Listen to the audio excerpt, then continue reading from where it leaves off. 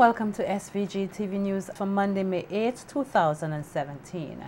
I am Jennifer Richardson with the details. Commissioner of Police Ronald Hathaway has expressed great disappointment that a former police officer is an alleged accomplice to this country's most recent double murder, that of two brothers, one of whom was a police officer.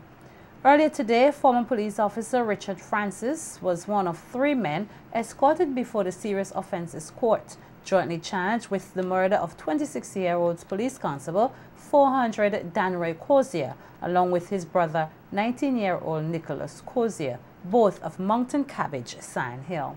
The bodies of the Cozier brothers were found on the Sand Hill beachfront under some bushes around mid-afternoon on Thursday, May 4th.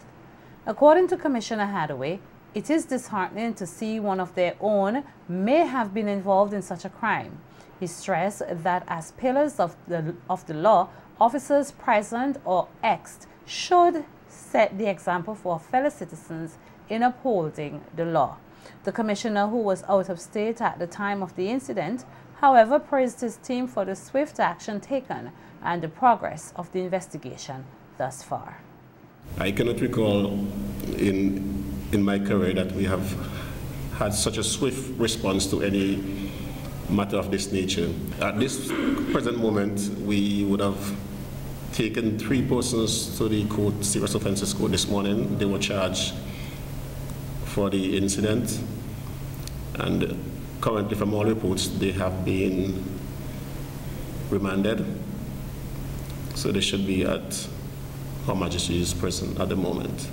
The names are Kendin Douglas, Shemel Dumba, and Richard Francis. And where are these persons from? Francis is from Liu, Dumba is from Welland Hill, as well as Douglas. Obviously tight-lipped on the circumstances surrounding the killing of the Cozier brothers, Commissioner Hathaway expressed confidence in the direction the investigation is going. I will not want to speak too much as to the precise circumstances surrounding the death, as the matter is before the court. But from all indication, I think I am in a position to say that they were not killed based on the information that we have where the bodies were found. We would have had credible evidence that identify and point towards the persons being involved in the death of both parties. Would you be able to praise the public for their assistance? Oh, certainly, certainly. We want to. How did the community assist the police with the investigations? We want to commend the efforts of the public at large during the period when we had those matters to address. Their support was overwhelming, and I would say, had it not been for their support, we would not have been at the juncture where we are today. Their effort was really, it was positive, almost, it was almost instantly. We got leads as to what is believed to have transpired, and the police acted upon those leads, and hence we were able to apprehend the parties involved. Disclosing that the autopsy revealed the victim succumbed to gunshot wounds to the head, Commissioner Hathaway explained his shock upon hearing the tragic news. It is very difficult to come to terms with. I can say this: when I was in Aruba, I was on the floor, so to speak, making a presentation as it relates to crime and violence in St. Vincent, when I got the information, and I became dumbfounded almost instantaneously, and found it very difficult to really make the presentation that I had to make at the point in time. I was lost, so to speak. Clearly, I would want to say he did not deserve to die like that. Neither party deserved to die in such a cruel manner. It's really unacceptable. And it is just our hope that justice will be done. Meantime, Assistant Commissioner of Police in charge of crimes, Frankie Joseph, spoke on the role the community has played in the investigation. Information from the public. You know, the public and the police have had for a number of years a very good relationship, The public have been supporting the police very well, and we can't, ask for more from the public. So without the information, because you have to take into consideration that the police were not there when this incident happened. And had it not been for the information that comes from the public to the police, then we would not have been in this position to actually arrest and charge, within a short space. Joseph said the necessary personnel are working in lending emotional and psychological support to those officers who worked closely with the deceased PC 400 Cozier. The Royal St. Vincent and the Grenadines Police Force will be utilizing more technological tools to aid in their crime-fighting efforts. That's according to Deputy Commissioner Acting Colin John, who said that they are seeking to implement radio service in vehicles used by the police to help improve communication among officers while out in the field. Yeah, that's something we're pushing for, and resources are scarce, so we are trying as far as possible to get them from sources. There are some sources who would be willing to assist. We are working on that. I know ACP Joseph and I, some time ago, we went to a meeting at Nemo where the Japanese government, they're supposed to be donating some equipment to the police force, among them these radios. I'm not sure how soon they would be presented to us, but it's definitely a tool, a vital tool in the kit of fighting crime, and we're really looking forward to it. Everything that we can do to help to solve crime, we would use to, well, once it's legal, that is. And in relation to the implementation of CCTV in and around capital city Kingstown, Deputy John said that they are aggressively exploring the idea of having such a system in place. We are working still with the Chamber of Commerce. We're supposed to be having a meeting with them to iron out some issues as regard CCTV. I see Synkits is moving towards the complete installation of CCTV in the country, in the city area. That is something I would really strongly advocate. It's something that we're working on. We're supposed to be convening a meeting with the Chamber of Industry and Commerce sometime soon, so hopefully that project would be off the ground and would really assist in solving the crime situation, helping the prevention, first of all, and then the detection of crime. The St. Vincent and the Grenadines Teachers Union, the SVG-TU, has expressed alarm and concern about what it says is the deteriorating conditions at many schools across the country, including Kingstown Government School, Kingstown Anglican, and the St. Clair Deacon Secondary School. In a media release issued today, the SVG-TU calls on the Ministry of Education to take immediate action and implement the steps necessary to correct the situation. The union contends that these schools are currently unfit for use as they pose a significant threat to the health and safety of staff and students and other users of the building.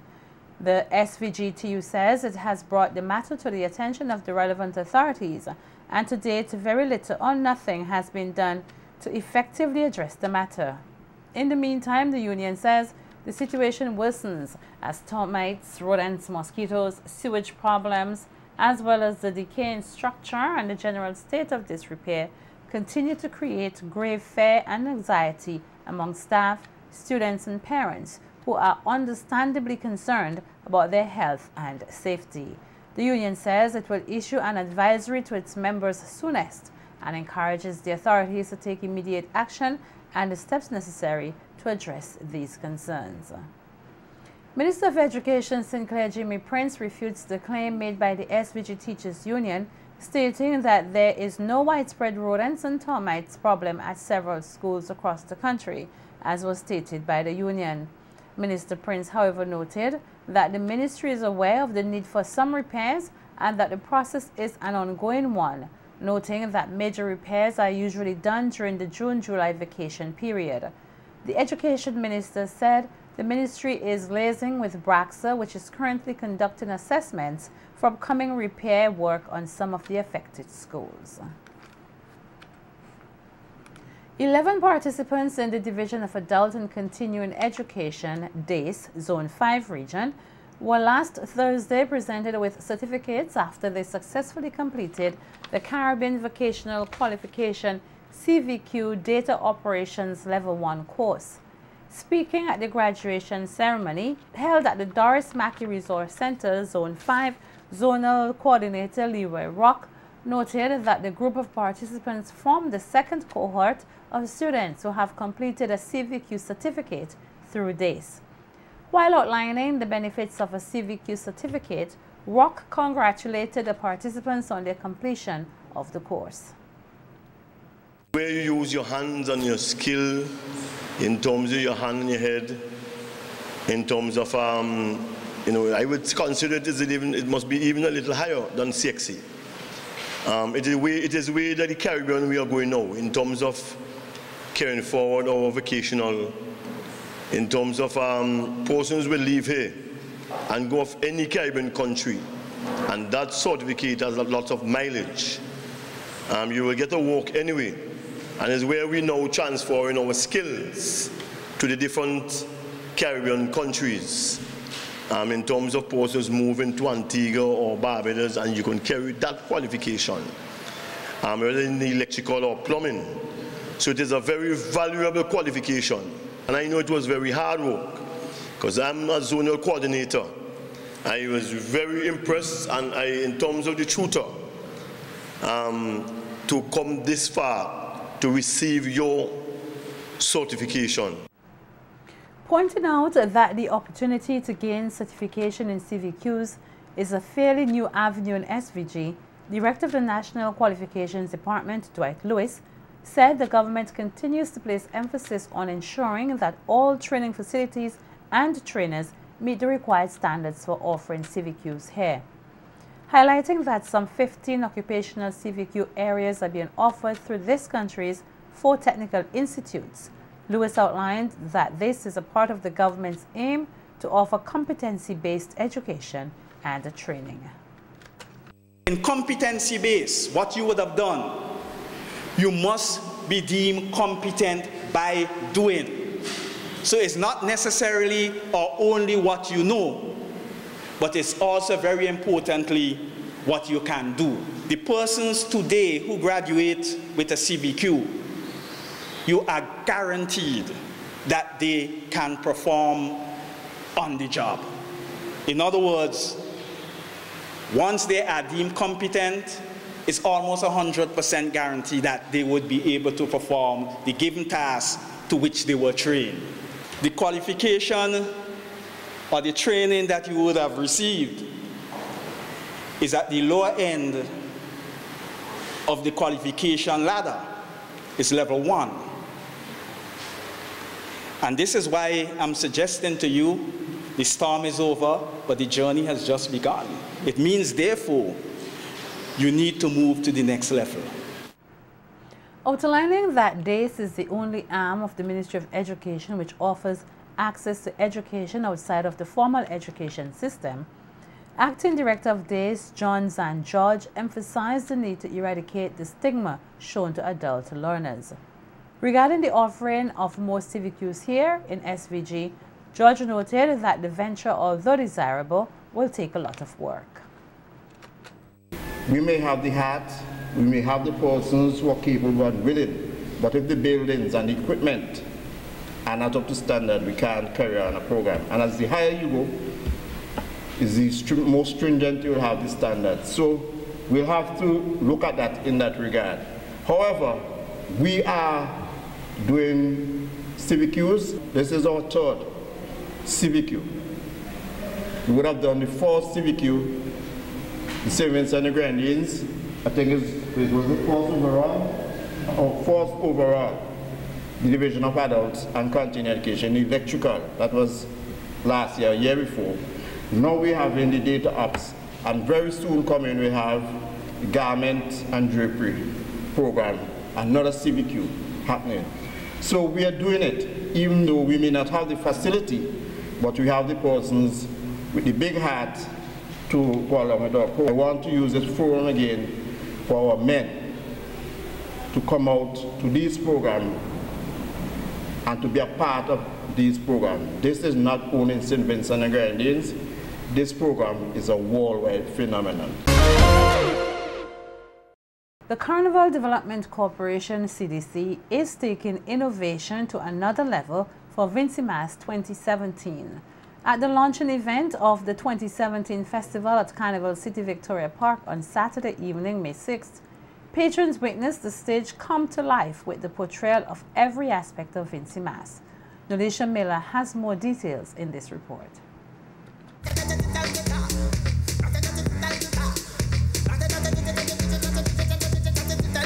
A combination of calypso, soca, mass, pan, and pageantry were all celebrated on one stage, and Vincentian culture was lifted with pride during the 2017 launch of VincyMass. Victoria Park was truly transformed into Carnival City as the Carnival Development Corporation created the ambience for what is to come over the next 3 months of the hottest carnival in the Caribbean, VincyMass. Addressing Carnival fanatics at Saturday's launching ceremony, CDC Chairman Ricardo Adams promised that this year, the 40th anniversary of the June-July Mass, will be the year of milestones. We will be ensuring that in order to deliver a quality event, we pay attention to the venues, and you can see we've done a little dressing up on the ambience, the quality of the acts, and the quality of the service that we offer. Shows must be compact, quality events, and must finish within a reasonable time. We will also introduce a paid all-inclusive option for all shows at VincyMass where it is practical to do so. And boasting on the quality and standard of VincyMass, Minister of Tourism and Culture Cecile Mackey said the 40th anniversary set the bar for the 50th anniversary, which she predicts will be an extraordinary experience for all Carnival revelers. We have stepped up several gears. In fact, we now declare that we are in the big league where festivals are concerned throughout the world. But for the next 10 years, at which time we will celebrate 50 years of VincyMass, we are going to be stepping up our game even further than we will do this year. The launch heard the first public address of the 7 Miss SVG contestants as they encouraged the patrons to come out and give them their support on the night of Saturday, June 3rd. In 1959, my grandmother stood in this very spot and was crowned Miss SVG. 28 years later, my aunt in 1987 also stood here and was crowned Miss SVG. Vincentians, it is 2017, almost 28 years later, and I am ready to stand before you. My name is Brianna Yulu Hathaway, and I am your contestant #1 in this year's Miss SVG pageant. Feast your eyes on contestant #2.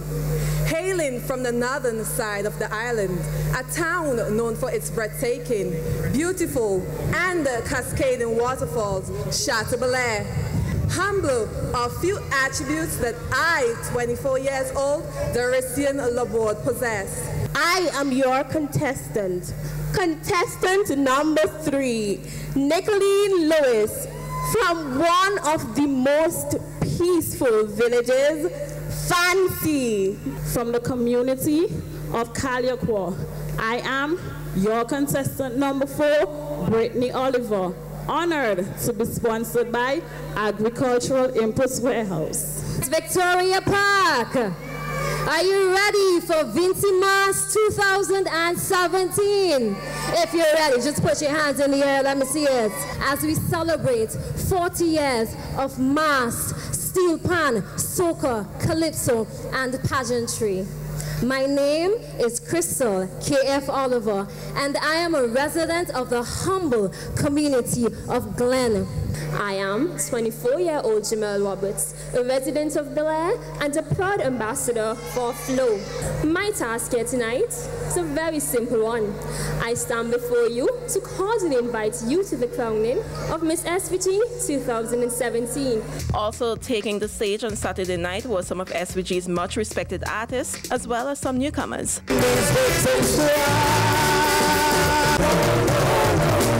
No, everybody jump on the way.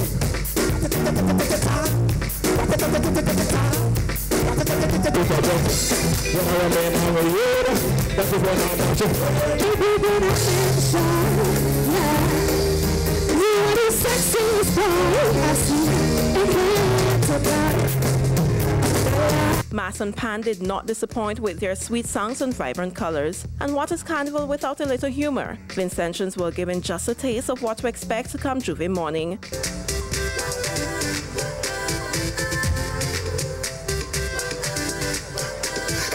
Vincy Mass is expected to proceed all through until Tuesday, July 11th. Nolisha Miller, The Evening News. And with the successful launch of Vincy Mass 2017, the SVG police force is hoping that the proceedings for rural carnivals, which are next on the agenda, go as smoothly. Deputy Commissioner Acting Colin John said they have already mapped out plans to ensure safe Vincy Mass 2017. The opening or the launching of Carnival 2017 went down incident-free from all reports. No report of any major incident. The traffic department performed above average. The other departments of the police force, they also performed in a professional and efficient manner. So I just want to thank the men for doing a good job and ask them to continue to work hard for the organization.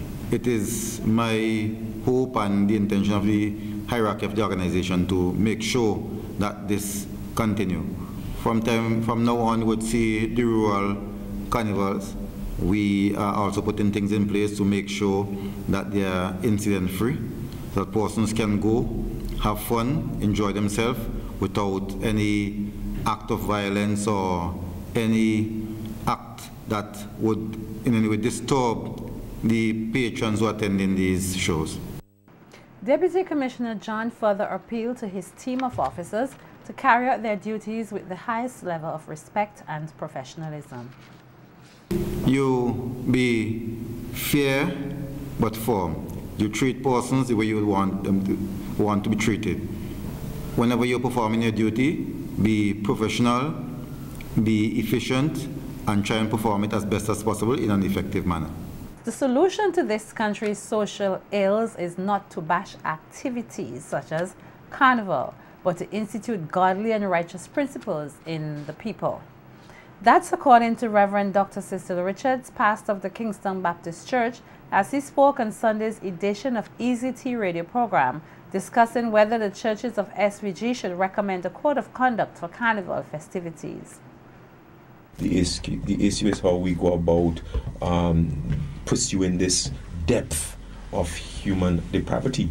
And the counter to that is not even to reform Carnival. The counter to that is to instill better principles in our people, godly principles, righteous principles. And I believe that when we engage them and involve them in these godly, righteous principles, then there's going to be a shift, if not away from Carnival, certainly towards the extreme elements of Carnival. I am heartened, however, to say that Carnival is not a mainstream product in St. Vincent and the Grenadines. I am heartened to say that the majority of the Vincentian either are apathetic towards Carnival or against, in the sense that how many are going to be involved in Carnival? 20, 30,000 people, but that still leaves 70 persons who are either nonchalant about the thing or not opposed to it. I don't know, but so at least that is heartening for me that the majority of Vincentians are not swept along in this tide. If there's any takeaway that I can take away, it is that. Dr. Richards said the church is of great importance to the society. He, however, lamented that the church can be likened to a guard dog without teeth, as ideas emanating from it are either scoffed at or have no effect at all. Christian Warner, what can we do? That we can't legislate, all right? And certainly, well, we can't affect the legislator. Well, we can push to a representative to have legislation, but then the enforcement and the enactment of these things, the enactment and the enforcement, excuse me, of these things, I don't know that we have the power to also do that. So what the Christian community, again, can do is perhaps to offer suggestion. A lot of it which is going to be scoffed at and mocked at and thrown out the window. Because, for example, let me show you what I mean by that. calypsos, right? I think if you want to mean business, let the Christian community, if the ministers are enough, let us listen to calypsos and vet them. All right, before they go out for public consumption. All right, before they go tent. And before they start playing on the minivans, and say what you want, you could ban them off the radio. From the time they come out, you could ban them off the radio. Trust me, there's no effect because they're gonna be playing them on the minivan anyway. All right, and social media, etc. So that's why I say you have guard dog without teeth. Also speaking on the program was Chairman of the Carnival Development Corporation, Ricky Adams, who said that in his opinion, Carnival is not a source of social ills in SVG, as many of the problems faced exist without the presence of Carnival. The CDC chairman said Carnival still has a role to play in society and added that persons have a responsibility to ensure that they enjoy the festivities without going to the extreme. And Carnival, to me at least, and to a number of people, still has some value for St. Vincent and the Grenadines, for our cultural industries, for our creative industries, the development of our creative industries. And I continue to say, I believe that people can enjoy themselves for Carnival and still be able to walk down the road with their heads held high, and it is a moral decision that everybody has to make. And to the extent that the church can come and facilitate us getting a message across that, you know, don't destroy yourself on Carnival Tuesday, because it is not the end of the world. You have a life to live afterwards. Have fun. By all means, enjoy yourself, and everybody knows that I enjoy myself to the maximum extent possible, right? But at the end of it, you have a moral obligation to yourself to be able to respect yourself in the morning.